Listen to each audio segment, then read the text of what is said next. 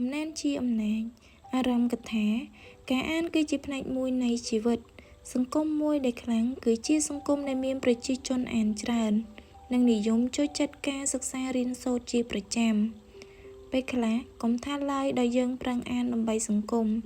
តែបើយើងបានអានដើម្បីអនាគតខ្លួនឯង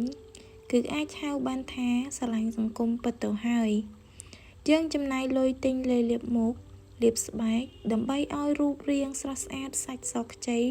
មុខមាត់រលោងស្អាតមិនត្រឹមតែប៉ុណ្ណោះយើងចំណាយលុយទិញកាហ្វេស្ទើររាល់ថ្ងៃអ្វីៗទាំងនេះគឺជាកិច្ចការបំពេញតម្រូវការសម្បកកាយរីឯចំពោះការអានក៏អញ្ចឹងដែរវាគឺជាផ្នែកមួយនៃការចិញ្ចឹមព្រលឹងរបស់យើងរាងកាយត្រូវការអាហារហើយខួរក្បាលត្រូវការអាហារគំនិតអ្នកដែលអានគឺជាមនុស្សដែលរស់តែអ្នកដែលមិនបានអានគឺតែងតែស្លាប់រាល់ថ្ងៃមានឧបសគ្គជាច្រើនដែលរារាំងយើងមិនឲ្យចូលចិត្តអានសៀវភៅតែយើងមិនព្រមជំនះឲ្យឈ្នះទេគឺយើងនឹងជួបឧបសគ្គដែលលំបាកជាងការអានសៀវភៅទៅទៀតអ្នកដែលមិនអានគឺប្រៀបដូចជាមនុស្សដែលឥតវិញ្ញាណ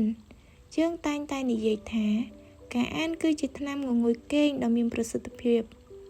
ត្បិតឲ្យតែពេលណាយើងកាន់សៀវភៅអានគឺដឹងតែយើងមានអារម្មណ៍ងងុយគេងភ្លាមប៉ុន្តែបើយើងមិនមានចិត្តអត់ធ្មត់ប្រឹងអានឲ្យបានច្រើនទេគឺយើងនឹងគេងលក់រហូតហើយអ្នកខ្លះសួរខ្ញុំថាតើត្រូវធ្វើយ៉ាងណាទើបធ្វើឲ្យយើងចង់អានសៀវភៅបើមែនទែនទៅ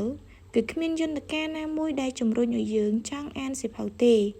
តែអ្វីដែលយើងត្រូវដឹងគឺថាត្រូវអានរៀនអានបង្កើតទម្លាប់នៃការអានអំណានជាអំណាចគឺជាសៀវភៅ Digital e-book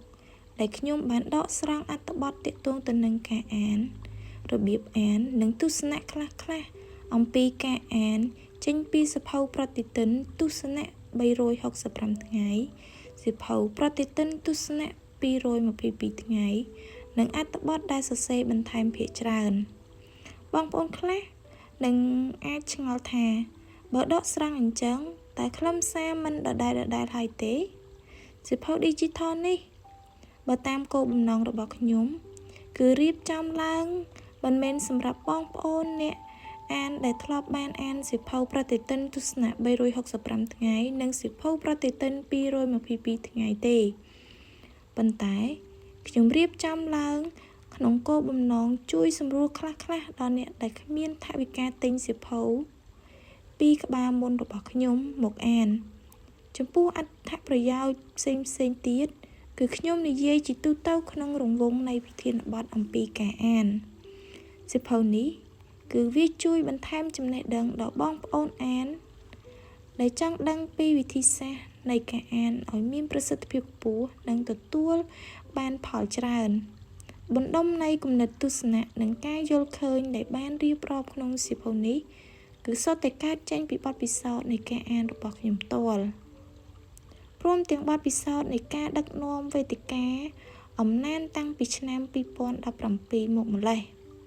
លើពីនេះវាក៏នឹងមានការបង្ហាញខ្លះពីទិដ្ឋភាពនៃចរន្តសំណេរនៅក្នុងសង្គមយើងសប្តាហ៍ថ្ងៃផងដែរសៀវភៅនេះគឺគ្រាន់តែជាការចែករំលែកបទពិសោធន៍ខ្លះអំពីសំណេរនិងអំណានដល់អ្នកដែលចង់ចាប់ផ្ដើមអានសៀវភៅអ្នកដែលចង់ស្វែងយល់ពីការអានមួយកម្រិតថែមទៀតអ្នកដែលគួរអានសៀវភៅ Digital នេះគឺគួរតែជាបណ្ណារក្សអ្នកដែលចូលចិត្តអានអ្នកដែលជាអ្នករៀបចំកម្មវិធីបណ្ដុះបណ្ដាលការអានដល់យុវជននិងអ្នកដែលចង់ចែករំលែកចំណេះដឹងអំពីការអានសៀវភៅដល់មនុស្សជុំវិញខ្លួនបើស្រឡាញ់នរណាម្នាក់មិនថាជាការស្រឡាញ់បែបប្រុសស្រីជាក្តីស្រឡាញ់ក្នុងន័យគ្រួសារជាក្តីស្រឡាញ់ក្នុងនាមជាមិត្តភក្តិជាក្តីស្រឡាញ់ក្នុងនាមជាបងប្អូនមិនថាជាក្តីស្រឡាញ់ក្នុងន័យណាទេឬសូម្បីតែមនុស្សដែលបងប្អូនមិនចូលចិត្តគឺសូមប្រកល់សៀវភៅនេះជូនដល់ បុគ្គលខាងលើជាចុងក្រោយខ្ញុំសូមអភ័យខ្ញុំសូមអធិស្ឋានទុកជាមុនត្បិតខ្ញុំដឹងច្បាស់ថាទស្សនៈអំពីការអាននិងចរន្តនៃការសរសេរដែលមាននៅក្នុងសៀវភៅនេះគឺនឹងធ្វើឲ្យមានការប៉ះពាល់ដល់អារម្មណ៍បងប្អូនខ្លះ